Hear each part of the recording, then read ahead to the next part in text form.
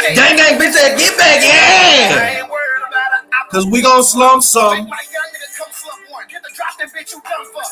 Y'all put them up on. Yeah, they know Lil 3 gonna touch something. You hit them drum, thump. My gorillas, they too dumb. Gang gang. They too basic, they be capping when they rapping. No internet, bitch, I get at them. Get off the gram and let's get active.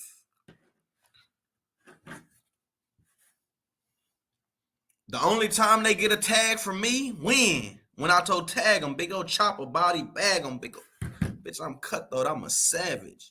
Man, look, YouTube family, you know what I'm saying, Toon Squad, you know, it's an honor and a pleasure to be in front of y'all one more again, man.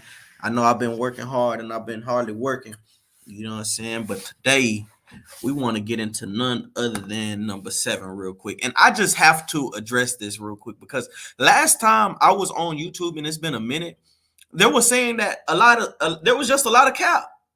A lot of cap was going around saying that Real Tune TV was lying. I was lying. Like, what the fuck do I need to lie on RainWater for? I just want to be very clear. First off, RP Mo3, man, I'm very proud of the success of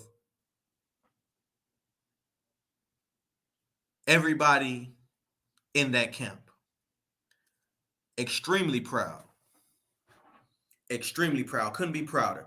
Especially number 7, you know, who I watched since he was YBN Stretch Gang. You know what I'm saying? Since he was number 7, the stepper. I am number 7 since that whole shebang, since he came out the Grove. You know what I mean? I actually met 7 in the Grove at the store by the cut. You know what I'm saying? Off Buckner and Lake June, if I got my streets right. I know we was on Lake June for shit show. However it is, I'm very proud of the young man. But I just don't like the cap. So I have to address the cappery. So it is a fact that number 7 has fired RainWater. Now, I personally don't know if Dun was clout chasing, if Rain was managing his Instagram to where Dun said I ain't got no manager, then he backdoored and said he did. You know, I don't know. I don't get into those type of games, to the clout chasing and using the internet. Like if you firing your manager, you if you're not, like, come on, bro, what is you doing? Do you need help selling albums that bad to where you gonna get to clout chasing that bad? It ain't that serious. But here it is, number 7 weeks later has gotten on the internet. 7 takes to the internet and says that he is currently looking for new management. So if that's not proof enough that RainWater not only has lied, but is a compulsive liar, it's tragic. Now, I'm going to tell you, I'm going to say this. Not only is number 7 not only has number 7 fired RainWater, but you got to give Rain some credit. Rain may be one of the only managers to get fired.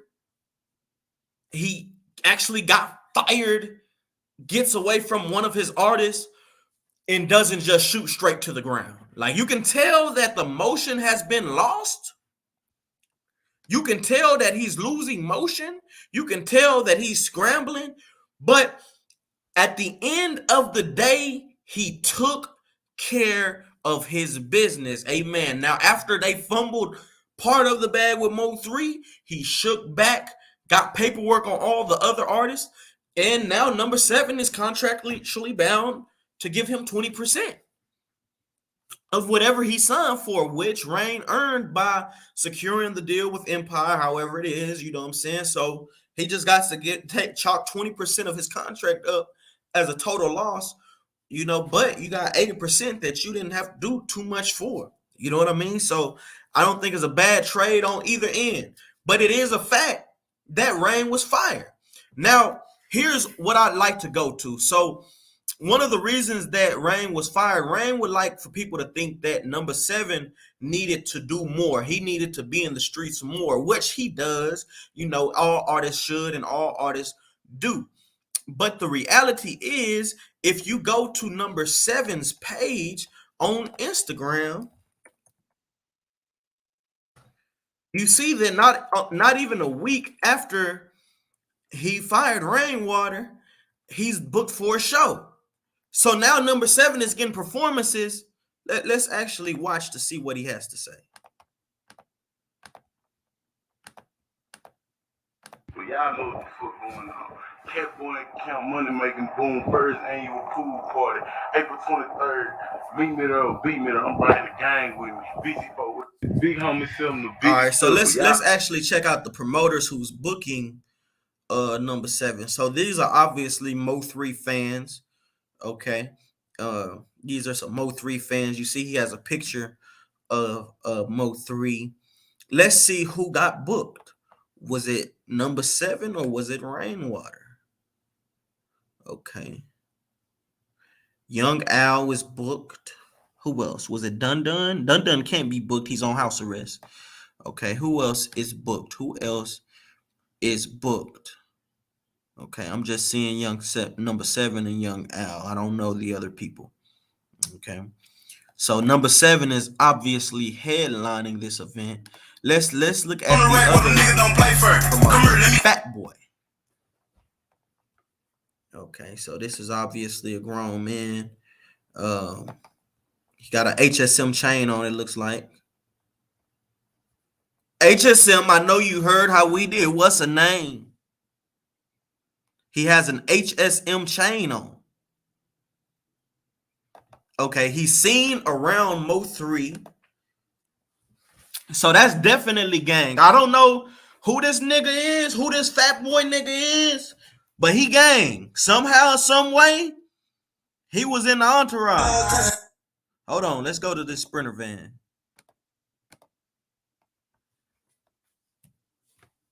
Let's see what Fat Boy is talking about. I know you creeping probably. Ask me about problems in the pain, no, we can't speak about it. Let's keep it G, fuck a man and wish me better days. Yeah, my terror let me eat it, make me separate. Say how I feel, didn't know shit. Okay. Okay. HSM chain. HSM chain. HSM chain and all his pictures. Let's see how old this one was. November 11th. This is the day Mo3 died. 2020. November 11th, 2020. He deleted all his pictures before that. All right. However it is, the people who booked number 7 are part of Mo3's camp. Am I right about it? They're part of Mo3's camp. So that tells me a few things, okay? That tells me, number 1, that Mo3's camp is not against number 7. You know, I think the person who ultimately benefited from Mo3's death the most, at first, initially, I thought it was Bobby Billions because Bobby actually has a hit out of the situation. But the person who was doing the most on the internet, whether it was clout chasing, defending, promoting himself, his brand, his other artist, Pink Pressure, who was discovered in my clubhouse room, Dun Dun, there's one other one, but it's been RainWater. He's benefited the most from Mo3's death, right? So fans would think that number 7 is disloyal. Then he's saying shit like, I'll never get another Mo3. Somebody who was loyal to the soil, who I stayed with through thick and thin. These niggas is disloyal. These niggas not doing enough. These niggas scared of their ops. This is the type of shit this nigga is saying. And then we'll get on the internet and dress up in a suit to play police games. We'll dress up in a suit and play police games with a street nigga, right? Damn near make you want to crash out, Yellow. Damn near make you want to clash out, Yellow. You know what I'm saying? Make you want to say, I'll beat him up, beat on your chest real quick. Incriminate yourself. Then you get told on and you're looking dumb. So this is the type of person you're dealing with.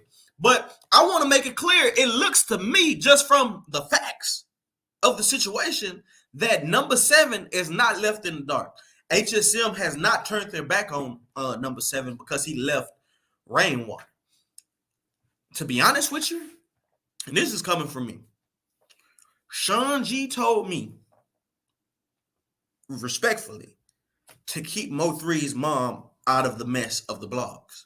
And out of respect for Sean G, I'm going to do that. But I can tell you for a fact, Mo3's family is not with RainWater. Okay? He may have gotten permission, but they're not with him.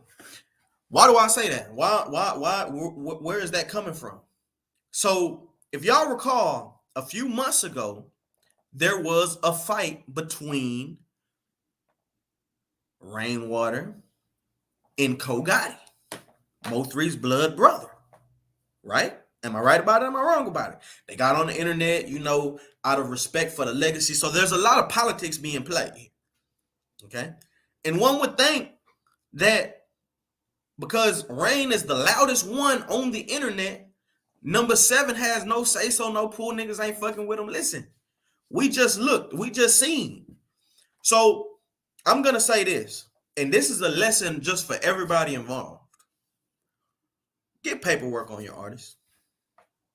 It evolves to something as simple as this: getting paperwork on your artists. Get paperwork on your artists, because when there's paperwork, you protected and they're protected. Seven got 80, Rain got a dub. They were able to part ways. I hate that it had to happen the way it had to happen.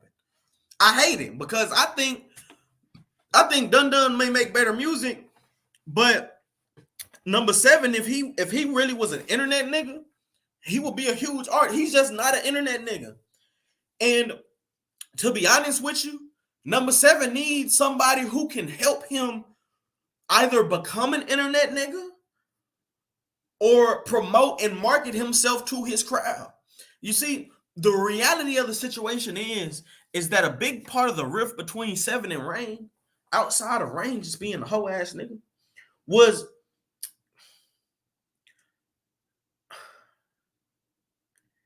the fact that number 7 he didn't see any work. Like, what am I paying you for? Like, what are you here for? Like, literally, what are you here for?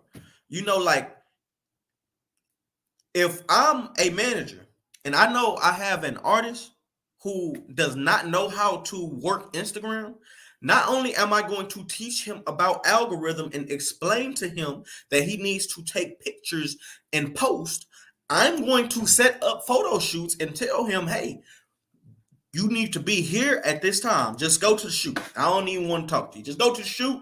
Here's your book. Here, I'd book the session. Here you go. We use the label's budget to handle it, so none of it's coming out of my pocket. None of it's coming out of your pocket. Images by Ahmad is being paid. Everybody's satisfied. Matter of fact, I don't went dummy. Booked 30 sessions for him, so now he has a picture to post at least once a day. Instagram has a new resource called Meta Post Scheduler, so you can schedule your post in advance. For those who don't know, that's free game. You can actually schedule posts in advance. So there are tools that labels have in order to assist an artist who's not the best at marketing nor promoting themselves, right? Because it's the artist's job to create. You get a team around you who can do these type of things.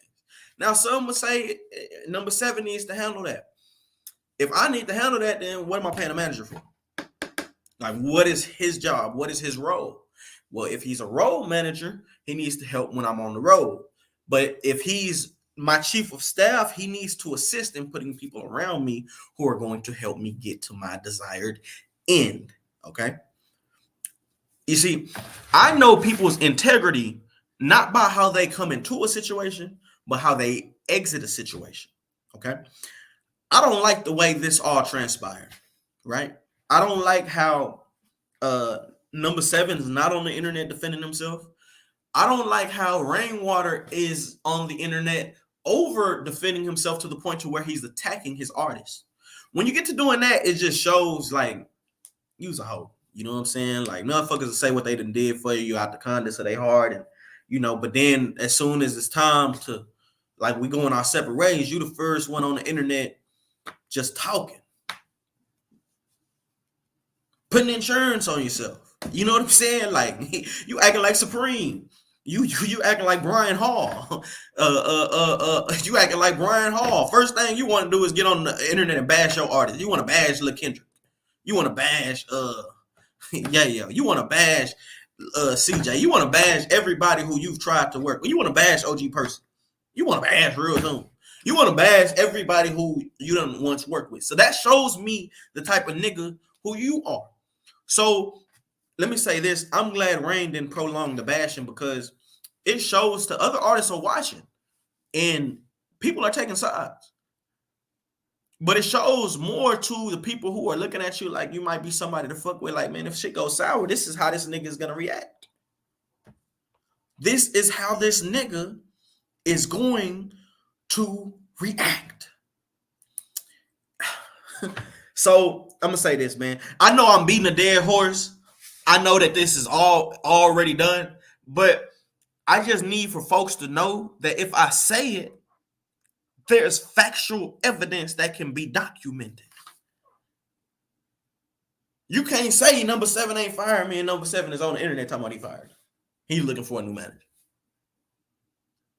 Luckily, he ain't no internet nigga. You know? Now, I'm going to be first to say that motherfuckers called this. This shit got called. Like, people saw this shit coming, man. People saw this shit coming a long time ago. You know, we knew a lot of shit was smoke and mirrors, and we also knew a lot of shit was because, you know, 3's legacy.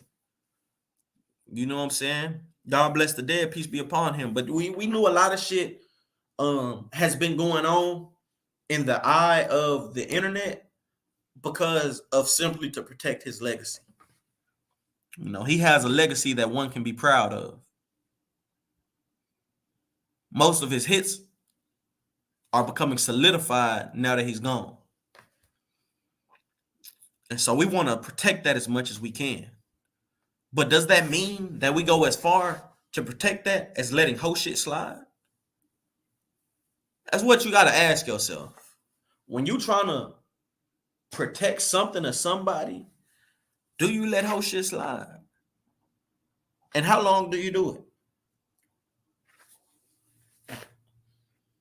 You know, unlike RainWater, I'm going to commend him because you took advantage of 3's death and you put yourself in position to where, like most managers, you weren't just thrown under the bus and forgotten about,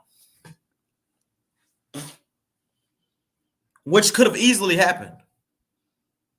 You know, shout out to, Miss Nobles, who kind of saved the ship. But it could have easily happened. However it is and however it didn't happen, he put himself in a position to where you can't X him out of the conversation. And even if you do, he's still getting 20%. From 20% from 7, 20% from Dun, it's 40%. So he done got 40% out of the situation. Out of the situation. You know what I'm saying? Like, Number 7 was signed off the strength of Mo3's, so it was Dun. Right? They on YouTube as Mo3's artists around that time, on World Star Hip Hop and whatnot. So I think Mo3 definitely put a lot of people in position before he left. And I think he definitely has a legacy of worth praising, saving, and protecting, as well as uplifting and acknowledging. However, we still got to keep shit gangster. Now, I know a lot of internet trolls and fans, and, you know, RainWater been on the internet so long, he got his own fans now. Yeah, he got his own fans. He got people who done subscribe, like, commented, and subscribe. Yes, he does. And so these people are going to defend him as they should.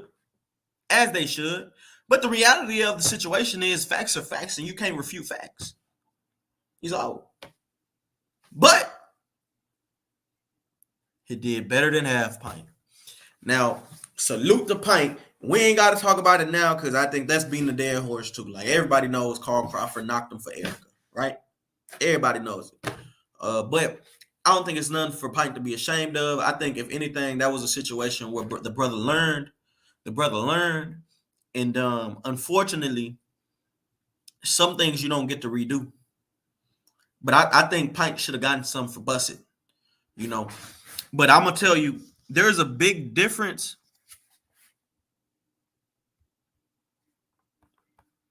There's a big difference between.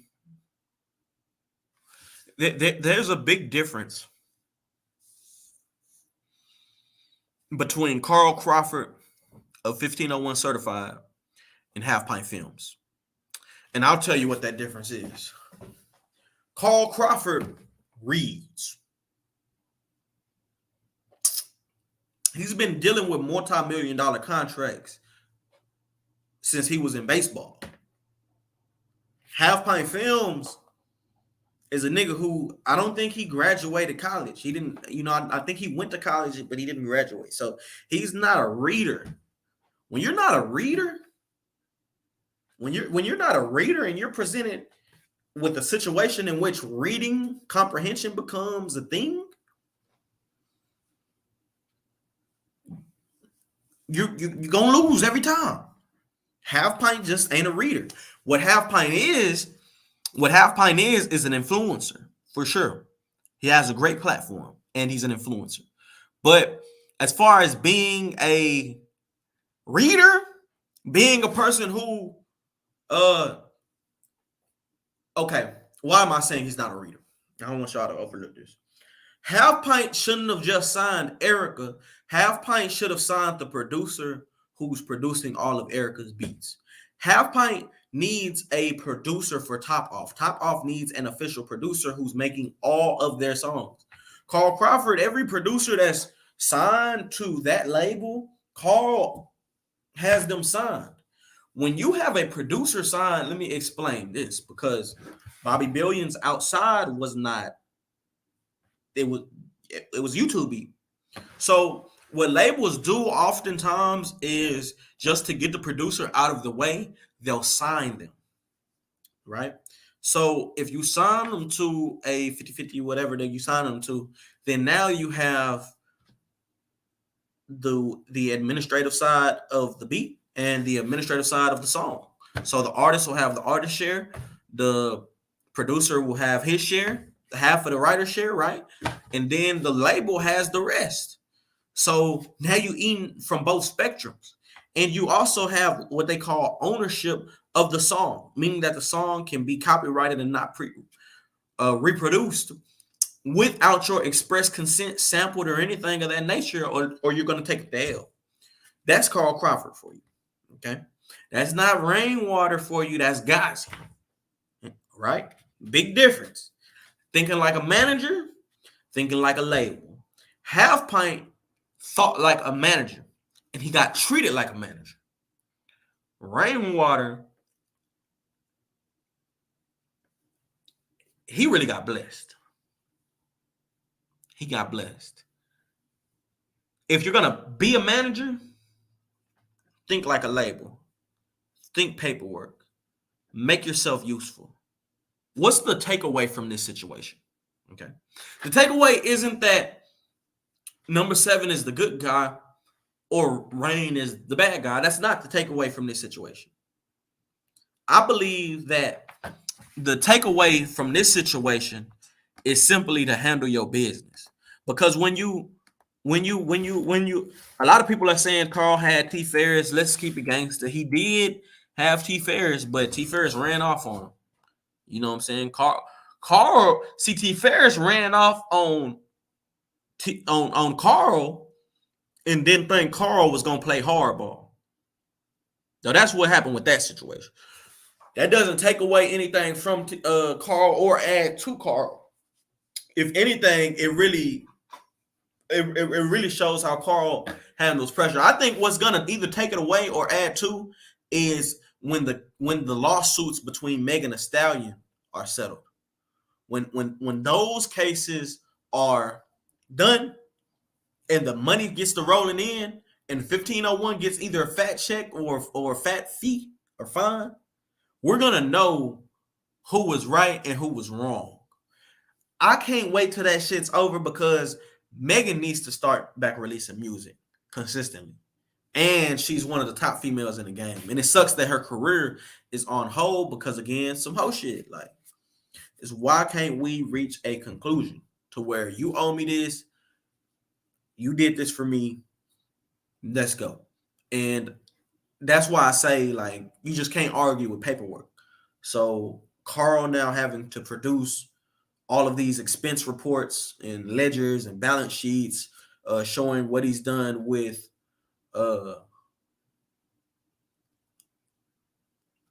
Megan or for Megan. But the reality is, it's one of them things like, man, like, you know what I'm saying? You shouldn't even be in this predicament. But a lot of times artists are very ungrateful to the situation that the label puts them in. I think that a lot of times people get the manager mistaken for the label. The manager's first to get fucked. If there is some screwing going on, 9 times out of 10, the manager is the one laying on their back. You know what I'm saying? I hate to say it, but it's 1,000% facts. Okay. Anyways, Real Tone TV signing out. I just thought that I'd bring that to y'all's attention. You know what I'm saying? Shout out to number 7. I hope he find him a manager who's gonna get him right and where he needs to be.